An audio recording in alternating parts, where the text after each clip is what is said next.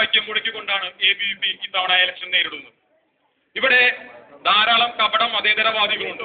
മഹാരാജാസിൽ ആദ്യമായി മതത്തിന്റെയും ജാതിയുടെ നിറത്തിന്റെ പേരിൽ വിദ്യാർത്ഥികളെ തരംതിരിച്ച് വോട്ട് പിടിച്ച് ജയിച്ചത് ഇവിടുത്തെ SFI പ്രവർത്തകരാണ്.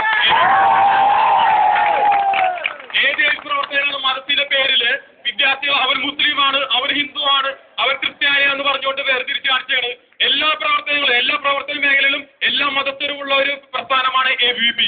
അല്ലാതെ SFIനെ പോലെ ഭാരതത്തിലെ 3 സംസ്ഥാനം നീക്കുന്ന പ്രസ്ഥാനമല്ല ABVP. 60 വർഷങ്ങളായി 60 രാഷ്ട്രങ്ങളായി ലോകത്തിലെ ഏറ്റവും വലിയ വിദ്യാർത്ഥി സംഘടനയാണ് ABVP.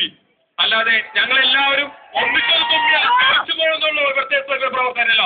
കഴിഞ്ഞ ഏതാനും വർഷങ്ങളായി ഇവിടെ വേറൊരു വിദ്യാർത്ഥി പ്രസ്ഥാനത്തിൽ പ്രവർത്തനം ഉണ്ടായിരുന്നില്ല. എന്തുകൊണ്ടാണ്?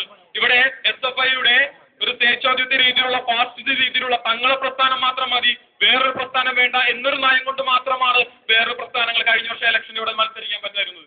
പല വിദ്യാർത്ഥികളും KSUവിലെ പലരും ഇവിടെ മത്സരിക്കാൻ നിൽക്കുമ്പോൾ അന്ന് വൈകിട്ട് ഫോൺ വരും വീട്ടിലോട്ട്, മകനെ മര്യാദയ്ക്ക് നിർത്തിക്കോ അല്ലെങ്കിൽ നാളെ വെട്ടിക്കൊല്ലുമെന്ന്, ഇലക്ഷൻ നിർത്താൻ പാടെന്നൊരു ഭീഷണിപ്പെടുത്തും. അതുകൊണ്ട് മാത്രമാണ് ഇവിടെ KSUവിന്റെ പാനലിൽ ആരും നിൽക്കാതെ കഴിഞ്ഞ വർഷം SFI ഏകപക്ഷമായി വിജയിച്ചത്. അല്ലാതെ SFIയുടെ പ്രവർത്തനങ്ങൾ കൊണ്ടൊന്നുമല്ല. ഞാൻ ചോദിച്ചോട്ടെ, കഴിഞ്ഞ ദിവസം ഇവിടെ ബോംബ് കണ്ടെത്തി.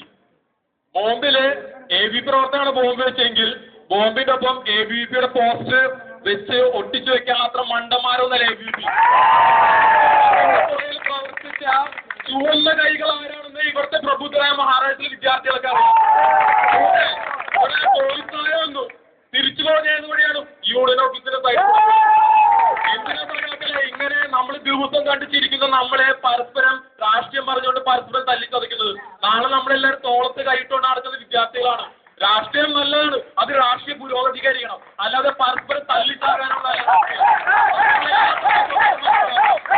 ഞാനിവിടെ ചെയർമാനായിട്ട് മത്സരിക്കുകയാണെങ്കിൽ ഇവിടെ കേരളത്തിലുള്ള എല്ലാ വിദ്യാർത്ഥി പ്രസ്ഥാനങ്ങൾക്കും സ്വതന്ത്രമായി പ്രവർത്തിക്കാനുള്ള അവകാശം ഞാൻ നൽകിയിരിക്കും. ഞാനിവിടെ പ്രതിജ്ഞയെടുക്കുകയാണ്. അല്ലാതെ പ്രവർത്തിക്കണം. കാരണം ഇതൊരു ജനാധിപത്യ രാഷ്ട്രമാണ്, ഫാസിസ്റ്റ് രാഷ്ട്രമല്ല. ഇവരൊക്കെ പറഞ്ഞെടുക്കുന്നുണ്ടായല്ലോ V1 red India, V1 red India എന്ന്. ഒരു കാര്യം ചോദിച്ചേ, കമ്മ്യൂണിസ്റ്റ് അതിനറിയാലോ, അവിടെ ചോപ്പൻ ആശയങ്ങളാണ്, മാർക്സിസ്റ്റ് ആശയമാണ്. നമ്മുടെ സ്വന്തം ഈ കൊച്ചു കേരളത്തിലെ 1957 വേർപെടുത്തി കൊച്ചു ക്യൂബയാക്കി മാറ്റാനുള്ള പ്രവണത ഉള്ളത് കൊണ്ടാണ് അന്ന് കേന്ദ്രം ഭരിച്ചിരുന്ന കോൺഗ്രസ് ഈ കൊച്ചു കേരളത്തിലെ CPI മന്ത്രിസഭ EMS മന്ത്രിസഭയെ പിരിച്ചുവിട്ടത്. ഇപ്പൊ മനസ്സിലായില്ല ആരാണ് ഇവിടുത്തെ വിഘടനവാദം നടത്തിയത്, ആരാണെന്ന് മനസ്സിലായില്ല. ഇവിടുത്തെ ഭാരതത്തിൽ വളർന്നിട്ടുണ്ടെങ്കിൽ ഭാരതത്തെ സ്നേഹിക്കാനുള്ള അർഹത ഞങ്ങൾക്കുണ്ട്. അല്ലാതെ കമ്മ്യൂണിസ്റ്റ് ആയെന്നും തകർന്നുപോയി സോവിയറ്റുള്ള ആശയം വെച്ചുകൊണ്ട് ഇവിടെ വളർന്ന് കളിക്കേണ്ട ഭാരത മക്കൾ നിങ്ങളെ ഒതുക്കിയിരിക്കും.